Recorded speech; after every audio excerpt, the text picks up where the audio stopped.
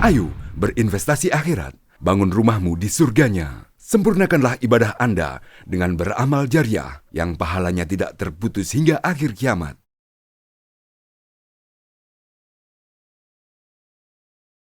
Bismillah, walhamdulillah, assalamualaikum warahmatullahi wabarakatuh. Bismillahirrahmanirrahim, alhamdulillahirabbil alamin. Allahumma shalli wa sallim ala sayyidina Muhammadin sallallahu alaihi wasallam wa ala alihi wa sahbihi wa mawalah wa ba'du.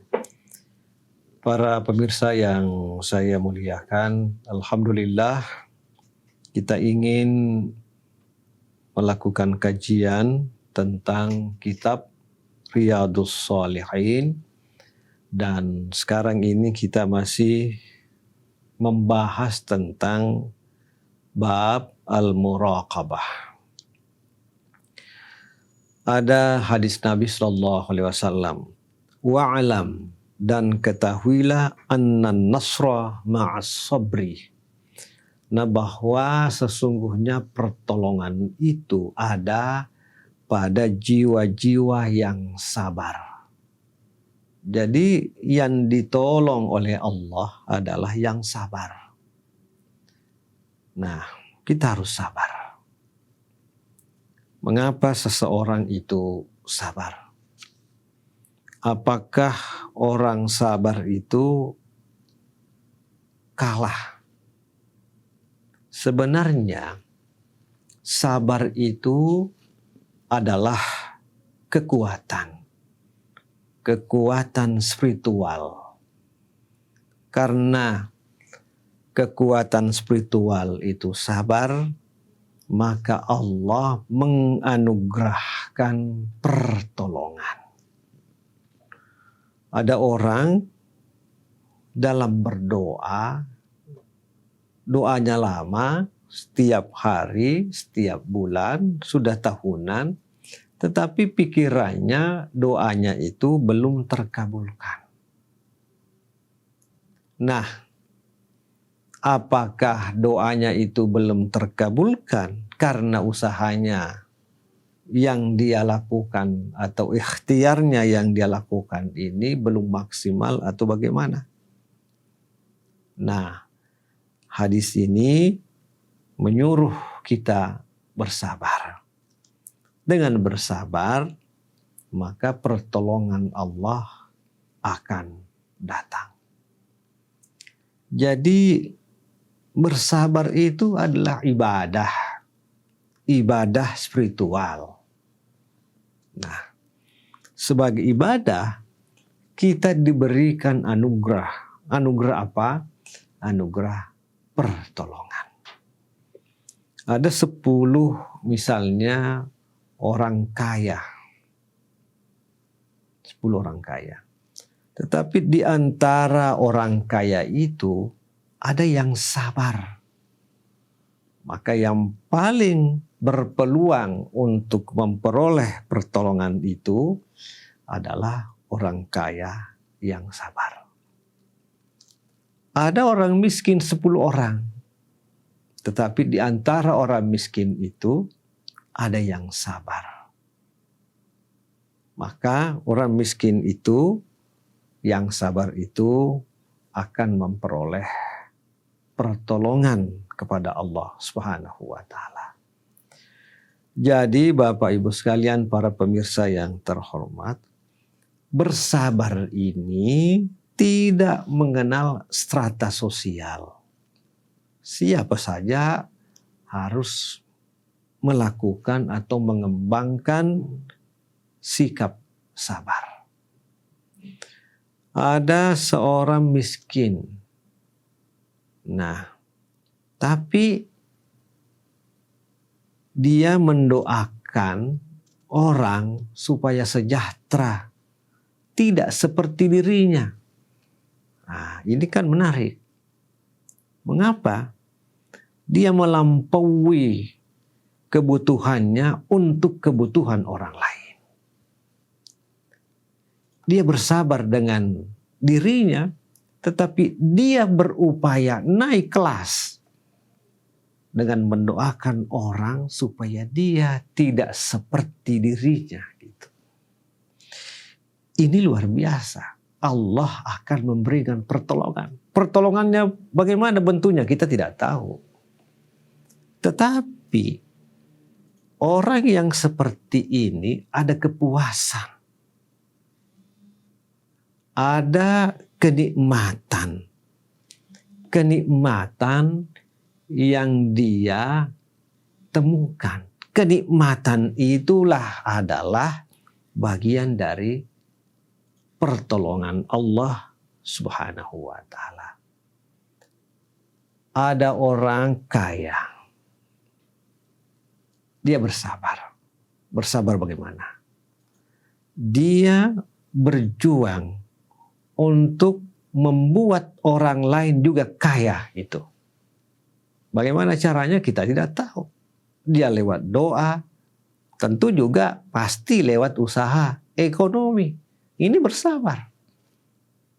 Nah, sehingga kemudian apa? Di situ Allah akan memberikan pertolongan. Pertolongan apa? Kita tidak tahu. Tetapi kita meyakini ada pertolongan. Bentuknya bagaimana? Banyak sekali ragamnya. Boleh jadi sukses usaha, boleh jadi taat ibadah, boleh jadi menghargai orang lain. Jadi karena itu ulama mengatakan bahwa bersabar itu juga dalam hal ibadah. Ada bersabar. Bersabar dalam hal ketaatan kepada Allah. Itu juga kita harus bersabar. Ketaatan kepada Allah ini banyak. Ibadah, sholat, dan seterusnya, baca Quran. Juga ketaatan ibadah kepada Allah, bagaimana mengurus hamba Allah Subhanahu wa ta'ala. Ini juga adalah ketaatan. Kita mendoakan orang itu kan juga mengurus hamba Allah yang lain. Nah, kita punya niat, ya Allah, teman saya itu seperti ini, janganlah lakukan seperti yang saya lakukan. Kita bersabar menerima nasib itu, tetapi kita mendorong dalam doa. Apa artinya ini? Artinya adalah Allah, kita yakini Dia mengawasi kita. Dia mengawasi hambanya. Bapak Ibu para pemirsa yang berbahagia. Mengapa banyak orang yang sabar, banyak juga yang tidak sabar? Mungkin karena dia berpandangan bahwa masalahnya dia sendiri yang menyelesaikan. Tetapi kan kelihatannya tidak. Masalah itu bukan kita sendiri yang menyelesaikan. Kita ini ada masalah kita dibantu oleh Allah Subhanahu wa ta'ala. Kenapa? Ya, kita diintai, kita diperhatikan oleh Allah. Bukan kita sendiri, tetapi ada Allah yang bersama dengan kita. Makanya kita bersabar. Bersabar ini adalah kekuatan. Nah, inilah bagaimana kemudian membangun kesadaran bahwa Allah mengintai kita. Bapak Ibu rahimakumullah, bersabar ini adalah kekuatan. Bersabar ini jalan untuk memperoleh pertolongan kepada Allah Subhanahu wa ta'ala. Kadang-kadang ada masalah yang kita hadapi. Kita tidak bisa bergerak lagi. Nah, kita bersabar, kita mundur. Istighfar, ya Allah, kita bersabar. Lalu kemudian di situ muncul ada hikmahnya. Ada hikmahnya itu adalah suara sabar. Jadi kadang-kadang kita itu tidak mengatakan saya bersabar, tetapi kita mengatakan ya semua ini terjadi ada hikmahnya. Itu artinya kita sudah sabar gitu. Mengapa itu kita ucapkan?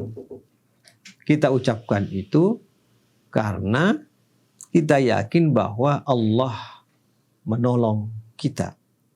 dengan ucapan hikmah itu, maka masalah yang kita hadapi itu sebenarnya berpeluang untuk selesai. Ada masalah, bersabar. Ngomong apa lagi? Ada hikmahnya di balik ini. Kalau itu yang kita ucapkan, maka peluang untuk selesai masalah sangat terbuka. Pertolongan Allah akan datang. Tetapi kalau ada masalah yang kita hadapi, kita cari kambing hitam di mana dan apa, ya lama baru ada peluang penyelesaian. Ada masalah, kembalikan dulu yang pertama kepada diri kita, introspeksi. Kita bilang ada hikmahnya, insya Allah pertolongan Allah akan datang.